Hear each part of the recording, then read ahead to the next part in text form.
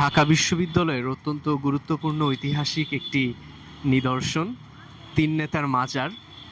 এটি 1963 সালে ঢাকা বিশ্ববিদ্যালয়ে এই স্থাপত্যটি নির্মিত হয়।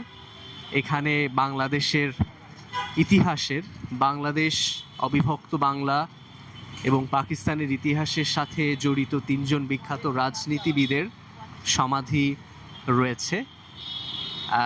আমরা সবাই তাদের সাথে পরিচিত। এখানে অবিভক্ত বাংলার মুখ্যমন্ত্রী শেরেবাংলা একে ফজলুল হকের সমাধি রয়েছে। এখানে রয়েছে পাকিস্তানের প্রধানমন্ত্রী হোসেন শহীদ সোহরাওয়ার্দী এবং পাকিস্তানের আরও একজন গভর্নর জেনারেল এবং প্রধানমন্ত্রী খাজা নাজিমুদ্দিনের সমাধি।